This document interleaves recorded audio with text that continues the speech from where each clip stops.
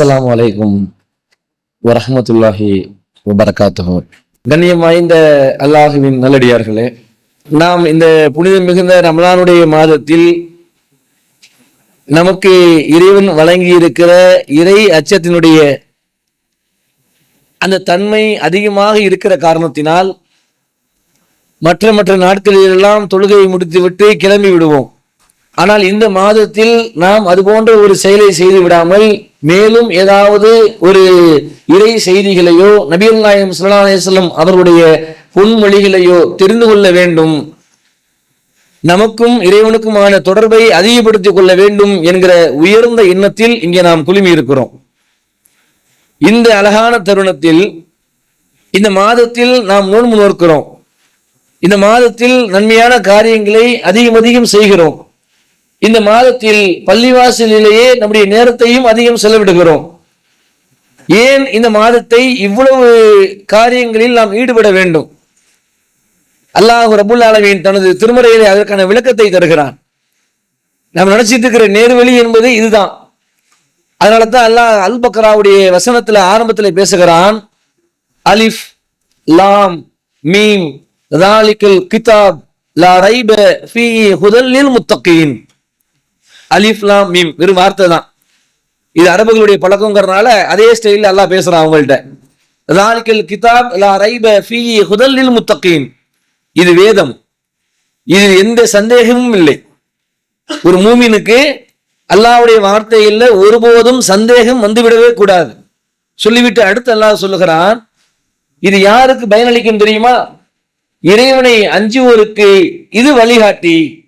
யாரெல்லாம் தன் இறைவனுக்கு அஞ்ச வேண்டும், நல்லவர்களாக வாழ வேண்டும் என்று நினைக்கிறார்களோ அவர்களுக்கு இந்த குர்ஆன் என்பது ஒரு அழகிய வழிகாட்டி.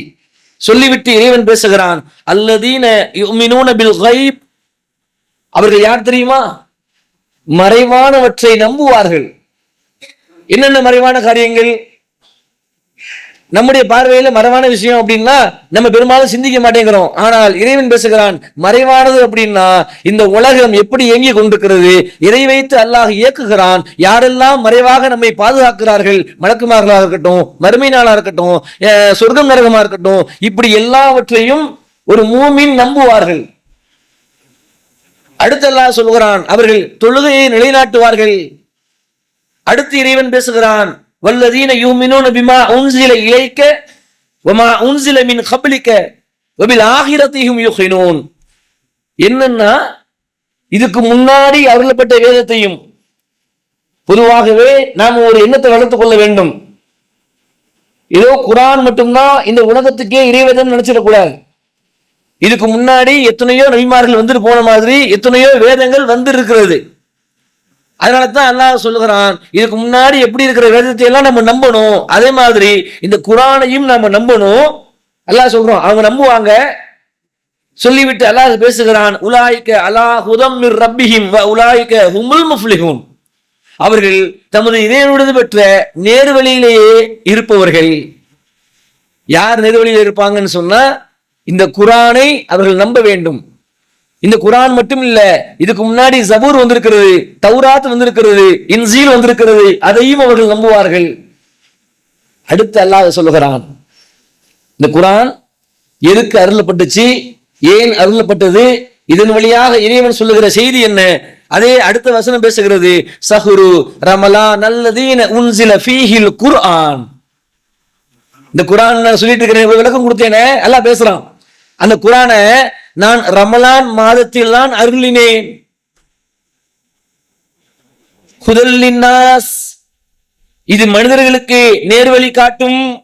வ பையினாத்தின் மினல் ஹுதா, ஹுதானா நேர்வழி. எப்படி வாழணும்னு பலர் தெரியாம இருப்போம். அல்லாஹ் சொல்லுகிறான், நீ அந்த கவலையே படாத, இந்த குர்ஆனை படி. இந்த குர்ஆன் நீ எப்படி சம்பாதிக்கணும், எப்படி குடும்பத்தோட இருக்கணும், எப்படி சமூகத்தோட வாழணும், எப்படி இறைச்சலோட இருக்கணும், எப்படி நல்லவனா நீ வாழணும், எல்லாம் இந்த குர்ஆனே இருக்கிறது. ஹுதல் லின்னாஸ், இது நேர்வழி அழகா உனக்கு காட்டும். அடுத்து பேசுகிறான் இறைவன், வல் ஃபுர்கான். எதெல்லாம் இந்த உலகத்தில் பொய்களாக புரட்டுகளாக பரவி கிடக்கிறதோ எல்லா பொய்களையும் புரட்டுகளையும் இது பிரித்து காட்டும். அடுத்து அல்லாஹ் சொல்லுகிறான், ஃபமன் ஸஹீத மின்கும் அந்த மாதத்தை அடைபவர் நோன்பு நோக்கட்டும். நாம வச்சிட்டு இருக்கிற நோன்பு எதுக்கு அப்படின்னா, நாம ஒரு விளக்கம் புரிஞ்சு வச்சிருக்கிறோம் ஆல்ரெடி, அல்லக்கும் தத்துக்கும் இறையச்சம் பெறுவதற்குன்னு. அது ஒரு வகை. ஆனா இங்க அல்லாஹ் சொல்லுகிறான், இந்த மாதத்துல உங்களுக்கு நோன்பு வைக்கிறதுக்கான காரணம் என்னன்னா, குர்ஆனுக்காகத்தான் வைக்க வச்சிருக்கேன். அப்ப இந்த குர்ஆனோடு நாம் எப்படி ஒன்றி இருக்கிறோம்? இந்த குர்ஆனை பொறுத்தவரையில் நம்ம பெரும்பாலான மக்கள் பலவீனமாக இருக்கிறோம் என்பதில் எனக்கு மாற்றுக்கிறது இல்லை. யோசித்து பாருங்க. அல்லாஹ்வை நம்புறோம்னு சொல்றோம், அல்லாஹ்வுடைய தூதரை ஏற்றுக்கொள்கிறோம்னு சொல்றோம். அப்படி சொல்லக்கூடிய நாம நம்முடைய உறுதியை எப்படி வெளிப்படுத்துறது? அல்லாஹ் என்ன சொல்லியிருக்கிறான்னு நம்ம சிந்திக்கணுமா இல்லையா?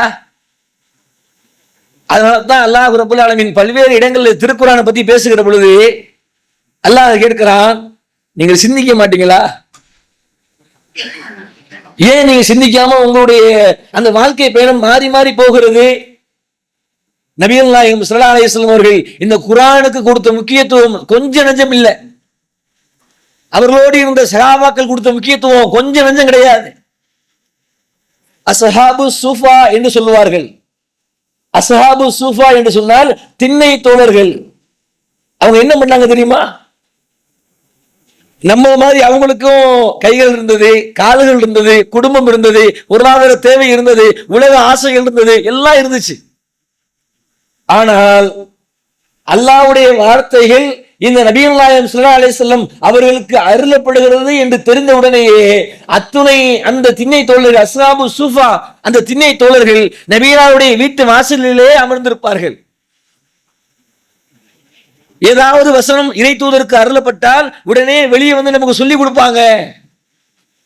ஏன்னா அது அல்லாஹ்வுடைய வார்த்தை. இன்னைக்கு நம்ம யாரும் அந்த அல்லாஹ்வுடைய வார்த்தைக்கு பெரிய மதிப்பு கொடுக்கறது இல்லை. நம்மளை பொறுத்தவரையில அல்லாஹ்வுடைய வார்த்தைக்கு என்ன மதிப்பு அப்படின்னா, அதை பெட்டியாக செய்து வீட்டிலே எங்காவது பத்திரமாக வைத்திருப்பது. ஒரு வீடை காலி பண்ணி அடுத்த வீடுக்கு போகும்போது அதை எடுக்கும் போது விளக்கமாத்து கையோட எடுத்துறாங்க. அது தூசியா இருந்தா கூட கொஞ்சம் பொறுமையா கையை கால கழுவிட்டு ஒழு செஞ்சுக்கிட்டு அதை எடுத்து கொண்டு போய் வை. பெரும்பாலான மக்கள் இந்த குர்ஆனை பொறுத்தவரையில் தொட பயப்படுகிறார்கள். குர்ஆனை கையில் எடுத்துட்டோம் அப்படின்னா, இன்னும் நீங்க எப்படி எடுத்துட்டீங்க அசால்ட்டா? இப்படி அதை அச்சமுறுத்தி குர்ஆனை தொடாத, குர்ஆனை படிக்காத, குர்ஆனை சிந்திக்காத மக்களாகவே இன்றைக்கு பலரும் மாறிக்கொண்டே இருக்கிறார்கள். ஆனால் அல்லாஹ் ரப்பல் ஆலமீன் சொல்லுகிறான், இந்த குர்ஆனை நீங்கள் ஓதி வாருங்கள், இந்த குர்ஆனை நீங்கள் சிந்தியுங்கள். அதனால தானே தொழுகையில எவ்வளவோ துஆக்கள் இருக்கிறது. ஏன் நபிகள் நாயகம் ஸல்லல்லாஹு அலைஹி வஸல்லம் அவர்கள் இந்த குர்ஆனை அதிகம் ஓத சொன்னார்கள்? அல்லாஹ் ரப்பல் ஆலமீன் திருமறை குர்ஆனில் நபியார் இடத்துல பேசுகிற ஒரு செய்தியை சொல்லுகிறான். குர்ஆனை ரசூலுல்லாஹ் ஓதணுமா? எப்போ ஓதணுமா? நபியே, நீர் ஃபஜருடைய தொழுகையில் இந்த குர்ஆனை ஓதுவீராக. ஏன் என்று சொன்னால், நீங்கள் ஃபஜரிலே ஓதப்படுகிற குர்ஆன் ஆயத்துகள் சாட்சி அளிக்கக்கூடியதாக இருக்கிறது. நம்மள பலர் ஃபஜரே தொழுவது இல்லையே. ஃபஜருடைய தொழுகையில வந்து பள்ளிவாசல்ல நின்று இமாம் ஓதுகிற பொழுது அதை வாய் மூடி கேட்கிறோம் பாருங்க. கேட்கக்கூடிய அந்த நேரத்தை நபிகளாருக்கு இறைவன் சொல்லுகிறான், நீங்கள் ஃபஜரில் அப்படி ஓதுனீங்கன்னு சொன்னா ஓதப்படுகிற அந்த ஆயத்துகள் யாரெல்லாம் அந்த சபையில இருந்தார்களோ அத்தனை பேருக்கும் சாட்சியாக வந்து நிற்கும். அடுத்து நபிகளாருக்கு இன்னொன்னு நல்லா சொல்றான், இன்னொன்னு நபியே, நீ தஹஜ்ஜுத் தொழுகையில குர்ஆனின் மூலமாக நீ ஓதுவீராக. குர்ஆன் மூலமாகனா அந்த குர்ஆன் நபிகளாருக்கு இருந்த வீரம், நபிகளாருக்கு இருந்த பண்பு, நபிகளாருக்கு இருந்த மென்மையான தன்மை, நபிகளார் தன்னுடைய வாழ்க்கையில் ஏற்பட்ட எல்லா பிரச்சனைகளிலும் அவர்கள் மேற்கொண்ட சகிப்பு தன்மை எங்க கிடைச்சிச்சு? யோசிச்சு பார்த்தோமா? அந்த அல்லாஹ்வுடைய தூதருக்கு வறுமை இருந்துச்சு, பொறுத்துக்கிட்டாரு. எதிரிகள் இடத்துல இருந்து போர்க்கிற பிரச்சனைகள் இருந்துச்சு, பொறுமையா இருந்தாரு. குடும்பத்துல சண்டை வந்துச்சு, அதையும் சகிச்சுக்கிட்டாரு. மக்கள் எல்லாம் வறுமையை வந்து முறையிட்டாங்க, அப்பொழுதும் மென்மையாக கையாண்டாரு. இப்படி ஒரு மனிதன் எல்லா கேரக்டர்லயும் டாப்பா விளங்கினாரு. காரணம் என்ன? நபிகளார் சொன்னார்கள், ஒவ்வொரு நபிக்கும் ஒரு அற்புதம் வழங்கப்பட்டுச்சு. ஒவ்வொரு நபிக்கும் சில அற்புதங்கள் எல்லாம் கொடுத்தான். உதாரணத்துக்கு சுலைமான் அலைஹிஸ்ஸலாமுக்கு ஒரு அற்புதம் இருந்துச்சு. என்ன அற்புதம்? பறவைகளோடு பேசினார்கள், மிகப்பெரிய செல்வந்தராக இருந்தார்கள், ஆட்சி அமைத்தார்கள், காற்றை வசப்படுத்தினார்கள், ஜின்களோடு பேசினார்கள். இது அவர்களுக்கு இறைவன் கொடுத்திருக்கிற ஒரு அற்புதம். எனக்கு அல்லாஹ் கொடுத்த அற்புதம் இந்த குர்ஆன். அந்த அற்புதம் இன்றைக்கு நம்முடைய கைகளில் இருக்கிறதா இல்லையா? சுலைமான் அலைஹிஸ்ஸலாமுக்கு கொடுக்கப்பட்ட அற்புதம் நபிகள் நாயகம் ஸல்லல்லாஹு அலைஹி வஸல்லமுக்கு வழங்கப்படல. மூசா நபிக்கு வழங்கப்பட்ட அற்புதம் நபிகளாருக்கு வழங்கப்படல. இப்ராஹிம் நபிக்கு வழங்கப்பட்ட அற்புதம் மூசா நபிக்கு வழங்கப்படல. ஆனால் இந்த குர்ஆன் என்கிற இந்த வேதத்தை நபிகளார் குறிப்பிட்டார்கள், எனக்கு அல்லாஹ் கொடுத்த அற்புதம் என்றார்கள். உண்மையில் அந்த அற்புதத்தில் நாம் என்ன கவனம் செலுத்துகிறோம்? அந்த அற்புதத்திற்கும் நமக்கும் என்ன தொடர்பு இருக்கிறது? என்றைக்காவது இந்த குர்ஆனை நாம தொடாமல் இருக்கிறோமே, அதை ஓதாமல் இருக்கிறோமே, அதை படிக்காமல் இருக்கிறோமே என்கிற கவலை நமக்கு வந்திருக்கிறதா? வந்திருந்தால் உண்மையில் உங்களுக்கு இறையச்சம் இருக்கிறது. ஒருவேளை நமக்கு இத்தனை நாட்களாக வரவில்லை என்று சொன்னால் நாமும் குர்ஆனும் வெகு தூரத்திலே சென்று கொண்டிருக்கிறோம் என்பதை மட்டும் புரிந்து கொள்ளுங்கள். அப்படி ஒரு அடியான் போயிடக்கூடாது என்பதற்காகவே அல்லாஹ் ரப்பல் ஆலமீன் ஏராளமான பரிசு வலைகளை திறந்து வைத்திருக்கிறான். அல்லாஹ் இருக்கிறான் குர்ஆன்ல. இந்த குர்ஆனை நீங்க சிந்திக்க மாட்டீங்களா? அல்லது உங்களது உள்ளங்கள்ல பூட்டுகள் போடப்பட்டு, எப்படி ஒரு வார்த்தை பாருங்க. நம்ம சொல்லுவோம்ல சில பேரை கல் நெஞ்சக்காரன். என்ன கல் நெஞ்சக்காரன்? அவன்கிட்ட இலகிய மனமே இருக்காது. எவ்வளவு கெஞ்சினாலும் இறங்கி போக மாட்டான். அப்படியே பிடிவாதமா ஒரு அரக்கமாகவே இருப்பான்.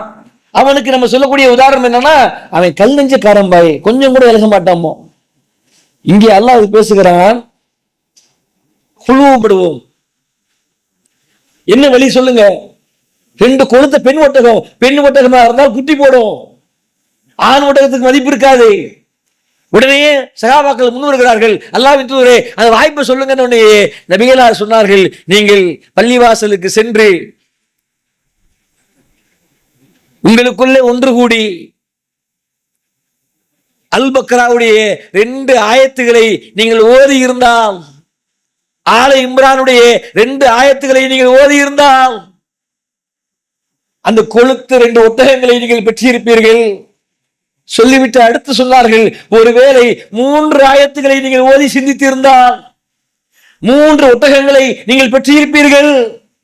அறிந்து கொள்ளுங்கள், அல் பக்ராவையும் ஆல இம்ரானும் யார் தொடர்பு வைத்திருக்கிறாரோ அவருக்கு அருள் கிடைத்து கொண்டே இருக்கும். என்னைக்காவது நம்ம அதை சிந்திச்சு அதை பத்தி யோசிக்கணுமா? பாருங்களேன், நம்முடைய பார்வையில் அருள்னா பொருளா இருக்கணும், பணமா இருக்கணும், ப்ராப்பர்ட்டியா இருக்கணும். ஆனா இங்க நபிகளார் சொல்கிறார்கள், நீங்க அல் பக்ராவுடைய வசனத்தை ஓதுங்க, அதோட தொடர்புல இருக்கணுமா? அல் பக்ராவுடைய அந்த 180 அத்தியாயம் இருக்கு, வசனம் இருக்கு பாருங்க. அந்த வசனங்களோட நாம நட்பு பாராட்டணும், டெய்லி அதோட பேசணும், டெய்லி அதனோட உறவாடணும். சொல்லிவிட்டு நபிகளார் சொன்னார்கள், நீங்கள் தொடர்பில் இருக்கிற வரைக்கும் வல்லமை வாய்ந்திருப்பீர்கள்.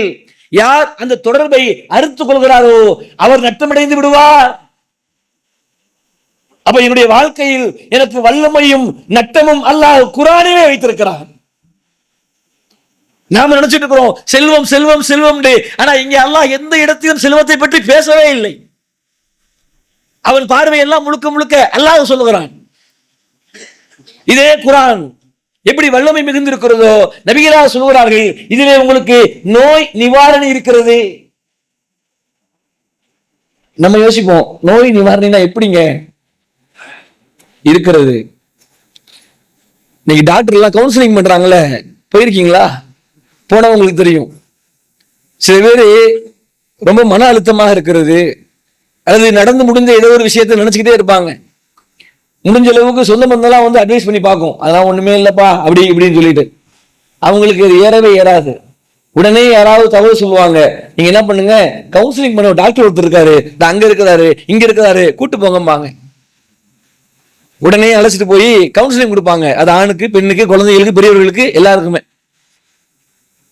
கவுன்சிலிங் கொடுத்த உடனே அவர் 4 மாத்திரையை கொடுத்து, அது உண்மையில ஒண்ணும் கிடையாது, மாத்திரையை கொடுத்து இதை சாப்பிட்டு தூங்குங்க, அடுத்த வாரம் திரும்பவும் வாங்க, ஒரு 4 வாரம் தொடர்ந்து வந்தீங்கன்னா பிரச்சனை முடிஞ்சிருப்பார். ஊசி போட மாட்டாரு, எந்த ஸ்கேனு எக்ஸ்ரே கிடையாது, வெறுமனே அவரோடு பேசுவது. இங்க நபிகளார் சொல்கிறார்கள், உள்ளத்தில் இருக்கிற நோய்களுக்கு நிவாரணி உங்க உள்ளம் தான். இன்னைக்கு உலகத்துல எல்லாருக்கும் பிரச்சனை. நான் நலமா இருக்கிறேனா, நான் துக்கமா இருக்கிறேனா, நான் கவலையில இருக்கிறேனா அப்படின்னு தீர்மானிப்பது என் உடல் உறுப்புகள்ல மற்ற உறுப்புகள் கிடையாது, என் உள்ளம்தான் முதல் காரணி. அதற்கு இறைவன் பேசுகிறான், உங்கள் உள்ளங்களில் உள்ள நோய்களுக்கு நிவாரணியாக இந்த குர்ஆன் இருக்கிறது. யோசித்து பாருங்கள், இந்த குர்ஆனோடு அதிகமாக தொடர்பு வைத்திருக்கிற எந்த மனிதராவது கவுன்சிலிங் வெளியே போயிருக்கிறாரா? இந்த குர்ஆனை சிந்திக்கக்கூடிய மனுஷரு, குர்ஆனோடு பேசுகிற மனிதரு, அவருடைய வாழ்க்கை பயணம் எப்படி இருக்கும்னா, என்ன இருந்தாலும் இல்லாவிட்டாலும் அல்லாஹ்வுடைய வார்த்தையில் எனக்கு இங்கே பதிலளிக்கிறது. குர்ஆன் பேசுங்க. இந்த பயான் முடிச்ச உடனே நீங்க வீட்டுக்கு போய் 2 பக்கத்தை எடுத்து ஓதி பாருங்க. நபிகள் நாயகம் ஸல்லல்லாஹு அலைஹி வஸல்லம் சொன்னார்கள், உங்களது வீடுகளை நீங்கள் சவக்குழியாக ஆக்கி விடாதீர்கள். நாம நினைச்சிட்டு இருக்கிறோம் சவக்குழினா தொழாம விட்டுட்டா அப்படின்ட்டு. இங்க நபிகளார் சொல்கிறார்கள், உங்களது வீடுகள்ல நீங்கள் அல் பக்ராவையும் ஆல இம்ரானையும் ஓதி வாருங்கள். சைத்தான் உங்கள் வீட்டிற்குள்ளே வரமாட்டான். அது அல்லாமல் உங்களது வீடுகளை சவக்குழியாக மாற்றி விடாதீர்கள். உங்கள் அஸ்னான் மல்டி ஸ்பெஷாலிட்டி பல் மருத்துவமனை. பல் மற்றும் வாய் சம்பந்தப்பட்ட அனைத்து விதமான நோய்களுக்கும் எங்களிடம் சிறப்பு சிகிச்சை அளிக்கப்படும். அஸ்னான் மல்டி ஸ்பெஷாலிட்டி பல் மருத்துவமனை, கலெக்டர் அலுவலகம் அருகில், நாகர்கோவில். நீங்கள் அனாதை குழந்தைகளை ஆதரிக்க விரும்புகிறீர்களா? தந்தை இழந்து தரமான உணவின்றி, நல்ல உடைகளின்றி, சரியான வழிகாட்டுதலின்றி அனாதைகளாக வாழும் இந்த குழந்தைகளுக்கு உதவும் கரங்கள் தான் தாருல் இல்ம் உதவும் கரங்கள். அல்லாஹ்வின் உதவியால் 2010 10 குழந்தைகள் என்று ஆரம்பிக்கப்பட்ட இந்த உதவும் கரங்கள் சமூகத்தில் கவனிப்பாரற்று அதிகரித்து வரும் அனாதை குழந்தைகளை கருத்தில் கொண்டு தற்போது 160 குழந்தைகளுக்கு மேல் பொறுப்படுத்தி செயல்பட்டு வருகிறது. இவர்களின் கண்ணீரை துடைத்திட நீங்கள் தாராளமாக உதவுங்கள். உங்கள் ஜகாத் மற்றும் சதக்காவை அனுப்ப வேண்டிய முகவரி தாருல் இல்ம், நம்பர் 64, பார்த்தசாரை தெரு, பழைய வண்ணாரப்பேட்டை, சென்னை 21. வெப்சைட் தாருல் இல்ம் hh.com. தொடர்புக்கு 9840725020 9600055060. இன்னைக்கு எத்தனை நபர்கள் மனைவியோடு, தாய் தந்தையோடு, பிள்ளைகளோடு குர்ஆனை ஓதுகிற மக்களாக நம்ம இருக்கிறோம். கொஞ்சம் நம்ம இதெல்லாம் சிந்திக்கணும். இப்போ நம்ம இதெல்லாம் சிந்திக்கலன்னா காலத்துக்கு சிந்திக்க முடியாது. குடும்பத்தோட டிவி பார்க்கிறோம், குடும்பத்தோட பல விஷயங்களை ரசிக்கிறோம், குடும்பத்தோட ஒரு நிகழ்ச்சியை பார்க்கிறோம், குடும்பத்தோட பட்டிமன்றம் பார்க்கிறோம். 1 மணி நேரம் ஓடுது, 2 மணி நேரம் ஓடுது, இடையில டீ காஃபி வருது, எல்லாம் மகிழ்ச்சியா சிரிச்சு பார்த்து ரசிக்கிறோம், என்ஜாய் பண்றோம். நமது வீடுகளில் எத்தனை நாட்கள் குர்ஆனை எடுத்து வச்சுட்டு மனைவி, அம்மா நீ கொஞ்சம் நேரம் உட்காரு, பையனை கூப்பிட்டு நீனும் உட்காருப்பா, எங்க 2 வசனத்தை ஓத கேட்போம். இது ஓதி கேட்பதற்கு ஏதோ கட்டுக்கதை இல்ல, பட்டிமன்றத்துடைய வசனங்கள் கிடையாது. மாறாக அல்லாஹ்வுடைய வார்த்தைகள் என்கிற எண்ணம் நமக்கு இருந்திருந்தால் நாம் ஓதி இருப்போம். நம்மள பலரும் இது அல்லாஹ்வுடைய வார்த்தைன்னு இன்னும் முழுசா நம்பலங்கிற அல்லாஹ் குர்ஆன்ல. அவங்க இந்த குர்ஆனை தொடாம இருக்கிறாங்களே, என்ன காரணம் நல்லா கேட்கிறான். பூட்டுகள் போடப்பட்டிருக்கான்னு கேட்கிறான். அப்படின்னா நம்ம உள்ளத்துல ஈமான் என்பது குறைந்து கொண்டே இருக்கிறது, இந்த குர்ஆனை விட்டு நாம் விலகுகிற பொழுது. அடுத்து நபிகளார் இன்னொரு வசனத்தை சொல்றாங்க, உங்களை ஃபஜர் தொழுகையை முடித்துட்டு, ஃபஜர் தொழுகையை முடிச்சிடணும். முடித்த பிறகு நீங்க எந்த இடத்துல இருக்கிறீங்களோ அங்கேயே உங்க சபை மக்கள் இடத்துல, நம்மளாம் இன்னைக்கு இது பண்ண மாட்டேங்கிறோம். தொழுகை முடிச்ச உடனே டீ கடைக்கு போயிடுறோம். அங்கே போய் என்ன சம்பாதிக்கலாம், என்ன பிசினஸ், என்ன உலகத்துல என்ன பிரச்சனை, அவன் என்ன பண்ணா, இவன் என்ன பண்ணான்னு பேசுறோம். ஆனால் நபிகளார் எதிர்பார்த்தது, நீங்கள் பள்ளிவாசல்கள்ல அல்லாஹ்வுடைய வீடுகளில் ஒரு வீடில் மக்கள் எல்லாம் ஒன்று கூடி, மக்கள் எல்லாம்னா எல்லாரும் வர முடியாதுதான், அது 2 பேரோ 3 பேரோ ஒருவருக்கு ஒருவர் 2 வசனங்களை எடுத்து வைத்து பேசணுமா அல்லாஹ் எதிர்பார்க்கிறான். இப்ப ஒரு குர்ஆன் ஆயத்தை நான் ஓதுகிற பொழுது நான் ஒரு மாதிரி விளங்கியிருப்பேன், நீங்க ஓதும் பொழுது நீங்க ஒரு மாதிரி விளங்கியிருப்பீங்க. ஏனென்றால் இந்த குர்ஆனுக்கு முழுவதுமான விளக்கத்தை ஒரு மனிதனால் சொல்லிட முடியாது. எனக்கு ஒரு மாதிரி விளங்கும், உங்களுக்கு ஒரு மாதிரி விளங்கும், இன்னொருத்தருக்கு ஒரு மாதிரி விளங்கும். இறுதியில் அந்த 3ஐயும் சேர்த்து பார்க்கிற பொழுது ஒரு மிகப்பெரிய ஒரு அற்புதம் அங்கே நிகழும். சொன்னார்கள் நபிகளார், அப்படி நீங்கள் ஓதுகிற பொழுது வானவர்கள் உங்களை சூழ்ந்து கொள்கிறார்கள். எந்த மாணவர்களை வைத்து அல்லாஹ் ரப்புல் ஆலமீன் போர்க்களத்தில் எதிரிகளை சிதறடிக்க செய்தானோ, எந்த மாணவர்களை தன்னுடைய பணியாளர்களாக வைத்திருக்கிறானோ, எந்த மாணவர்களை வைத்து உலகத்தில் இருக்கிற கோடான கோடி மக்களுடைய உயிர்களை அல்லாஹ் எடுத்திருக்கிறானோ, எந்த மாணவர்களை வைத்து நற்செய்தியை இந்த உலகத்திற்கு சொல்லுகிறானோ, எந்த மாணவர்களை வைத்து குர்ஆனை இந்த உலகத்திற்கு அல்லாஹ் இறக்கினானோ, அந்த மாணவர்கள் நபிகளார் சொல்லுகிறார்கள், குர்ஆனை ஓதுகிற அந்த மக்களை சூழ்ந்து அப்படியே உணர்ந்து கொண்டு அவர்களை பாதுகாத்துக் கொண்டிருக்கிறார்கள். பாதுகாப்பதோடு மட்டுமில்லை, மாறாக நபிகளார் சொன்னார்கள், படைத்த அல்லாஹ் ரப்புல் ஆலமீன் அந்த அடியான் ஏதோ ஒரு மூலையில், ஏதோ ஒரு தெருவில், ஏதோ ஒரு பள்ளியில் உட்கார்ந்து இருக்கிற பொழுது அல்லாஹ் சொல்லுவானாம், அங்கே இருக்கிற சில மலக்குகள் தான் பல கோடி இருக்கிறாங்களே, அல்லாஹ்வுக்கு பக்கத்திலேயே சில மலக்குமார்கள் இருப்பாங்களே, அவங்களை கூப்பிட்டு, பார்த்தீர்களா என் அடியார்களே, என்னுடைய வசனங்களை அவன் ஓதுறான் பார், நான் பேசிய வார்த்தைகளை இதுதான் இறை வேதம் என்று நம்பினான் பார், அதை பற்றி ஒருவன் பேசிக்கொண்டு அதை பகிர்ந்து கொள்கிறான் பார். நபிகளார் சொன்னார்கள், அல்லாஹ் மகிழ்ச்சி அடைகிறான். யோசித்து பாருங்க, அல்லாஹ்வுடைய நேசத்துக்கு தானே நம்ம வாழ்ந்துட்டு இருக்கிறோம். நம்ம எதுக்கு தொழுகிறோம், எதுக்கு ஜகாத்து கொடுக்கிறோம், எதுக்கு பட்டி கிடக்கிறோம்? காலையிலிருந்து மாலை வரை தாகம் எடுக்குது, வேலை இருக்கிறது, வெயில் அடிக்கிறது, அவ்வளவு சிரமத்துக்கு மத்தியிலும் குழந்தைகளும் நோன்பு வைக்கிறாங்க, பெண்களும் வைக்கிறாங்க, சில முதியவரும் வைக்கிறாங்க, நீங்களும் வைக்கிறீங்க, நானும் வைக்கிறேன். ஏன் வைக்கிறோம்? ஒரே காரணம், அல்லாஹ் எப்படியாவது பொருந்திக்க மாட்டானா, அவர் மன்னிச்சிட மாட்டானா, சொர்க்கத்தை கொடுத்துட மாட்டானா, இந்த உலகத்தில் ஏற்படுகிற இன்னல்களிலும் துன்பங்களிலும் சிரமங்களிலும் நம்மை அவன் பாதுகாத்து விட மாட்டானா என்கிற ஒற்றை கோரிக்கை தானே. அந்த ஒற்றை கோரிக்கையை அல்லாஹ் திருக்குர்ஆனிலே வைத்திருக்கிறான். கொஞ்சம் உட்காருங்கிறான் அல்லாஹ். அதனாலதான் அல்லாஹ் தனது திருமறையை சொல்கிறான், 8வது அத்தியாயம் 2வது வசனம், அதை எடுத்து நீங்க ஓதணும். இன்னல் முஹ்மினூன அல்லதீன இதா ذுக்கிரல்லாஹ் வஸீலத் குலூபுக்கும் வ இதா துலியத் அலைஹிம் ஆயத் ஸாதத்துஹும் ஈமான் இன்ன இலா ரப்பிஹிம் யதவக்கலூன்.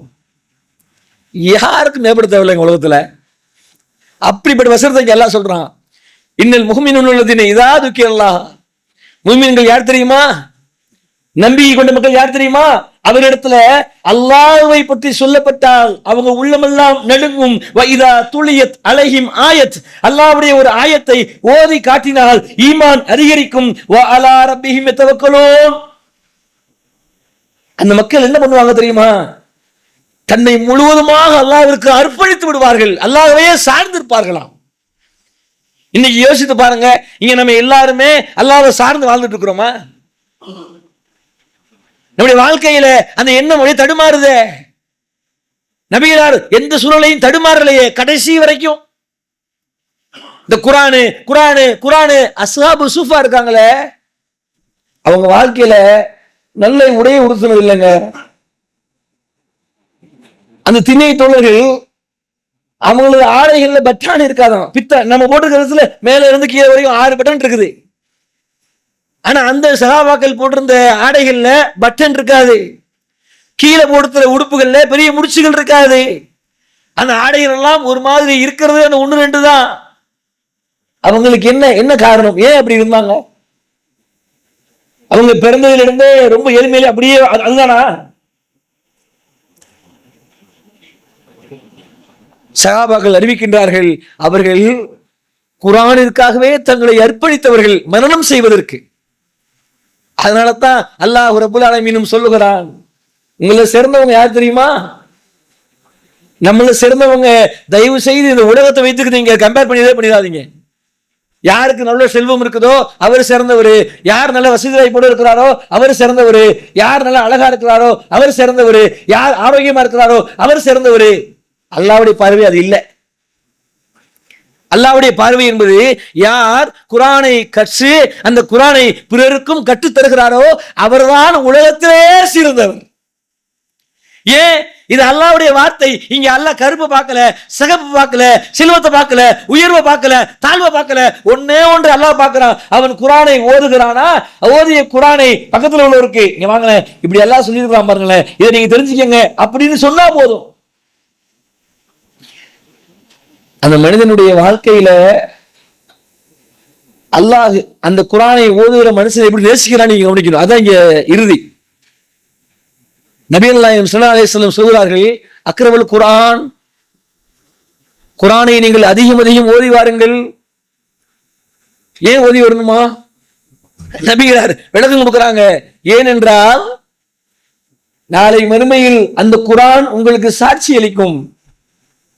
மறுமையில் அளிப்போம், உங்கள் உடலிலும் ஆடை இருக்காது, என் உடலிலும் ஆடை இருக்காது, கால்களில் செருப்பு இருக்காது, கத்னா செய்தவர்கள் எல்லாம் கத்னா செய்த மாதிரியே அங்க தெரியாது. எல்லா மக்களும் அப்படியே ஒருவரை உரசி கொண்டு அல்லாஹ்வுடைய அந்த சன்னிதானத்துல அல்லாஹ்வை ஒவ்வொருத்தரும் விசாரணைக்கு பயந்து கொண்டு பார்வைகள் நிலைகுத்திய வண்ணர்களாக எல்லோரும் ஓடுவோம். என்னுடைய மனைவியும் வருவார்கள், உங்க குடும்பமும் வரும், என் தாயும் வருவா, எல்லாரும் போவோம், ஒருத்தர் உரசிக்கிட்டு போவோம். அங்க எந்த விதமான உணர்வும் இருக்காது. அந்த இக்கட்டான சூழல்ல யார் இந்த குர்ஆனை ஓதி வந்தார்களோ அந்த மக்களுக்கு அந்த குர்ஆன் முன்னாடி நிக்குமா, இறைவா இதோ அங்க வர்றாருல, அவர் என்ன ஓதி இருக்கிறாரு, இவர் ஓதி இருக்கிறாரு, இவர் பகல்ல ஓதுனாரு, இவர் இரவுல ஓதுனாரு, ஒவ்வொரு நாளும் ஓதுனாரு, தொடர்ச்சியா ஓதுனாரு, சிந்திச்சு ஓதுனாரு. நமக்கு பேசுற வக்கீலுங்க குர்ஆனே. என்னைக்காவது அந்த சிந்தனையை தொட்டிருக்கோமா? குர்ஆனை எடுக்கிற பொழுது எனக்கு அடுத்த நொடி கூட மௌத்து வரலாம், நாளைக்கு மௌத்து வரலாம், அடுத்த வருஷம் வரலாம், ஆனால் நான் ஓதுகிற இந்த குர்ஆன் என்னை கைவிடாது என்கிற எண்ணம் நம்ம எத்தனை நபர்களுக்கு வந்திருக்கிறது? உண்மையில் வந்திருந்தால் நீங்கள் வெற்றியாளர்கள்.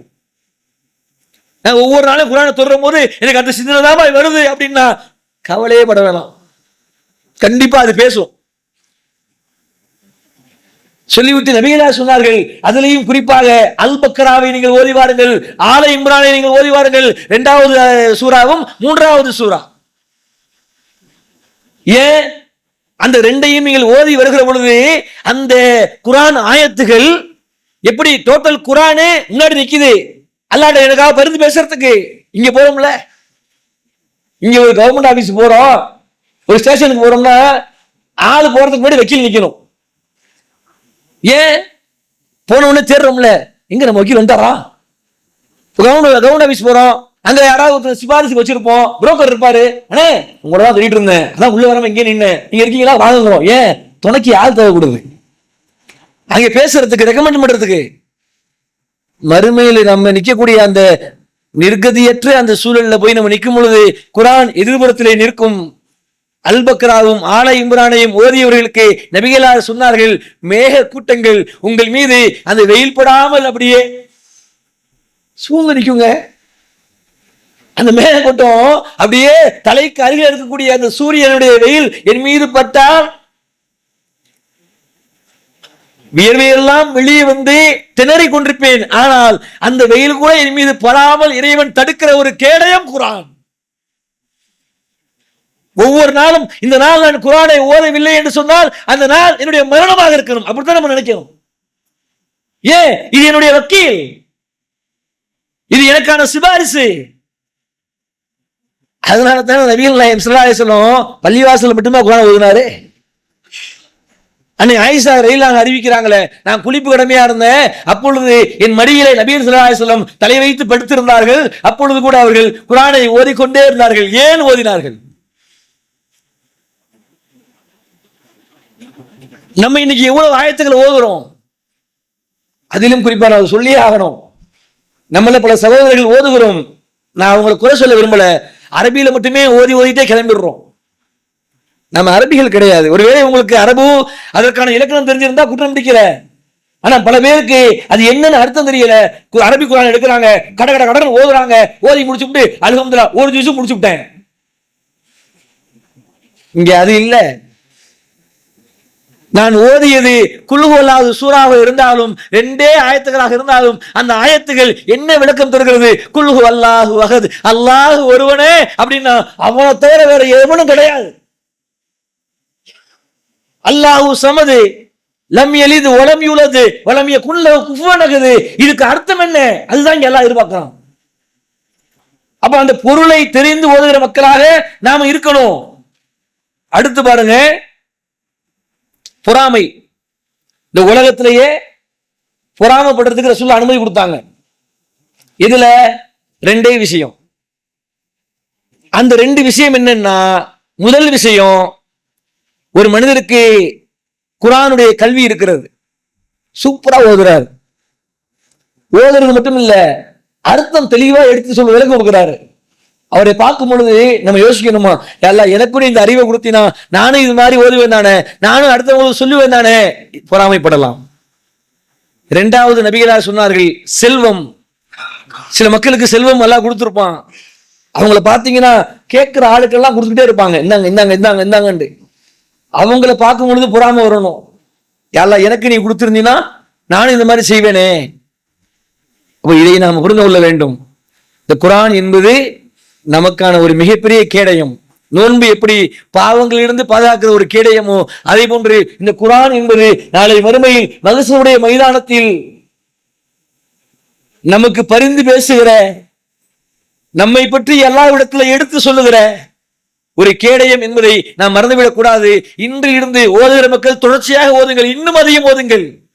ஓதாதவர்கள் இன்றில் இருந்தாவது தினமும் நான் ஒரு பக்கம் ஓதுவேன், 2 வசனங்களை ஓதுவேன், அரபியிலும் ஓதுவேன், தமிழிலும் ஓதுவேன், தெரிந்ததை ஓதுங்கள். அல்லாஹ் ரப்பல் ஆலமீன் உங்களுக்கும் எனக்கும் நாளை மறுமையில் இந்த குர்ஆன் சாட்சி அளிக்கக்கூடிய இந்த குர்ஆனுடைய ஆயத்துகள் மேகங்களாக, பறவை கூட்டங்களாக அந்த வெயில் படாமை நம்மை காக்கிற ஒரு கேடயமாக ஆகட்டும் என்கிற பிரார்த்தனையோடு முடித்துக் கொள்கிறேன். அஸ்ஸலாமு அலைக்கும் வரஹ்மத்துல்லாஹி வபரகாத்துஹு. Allah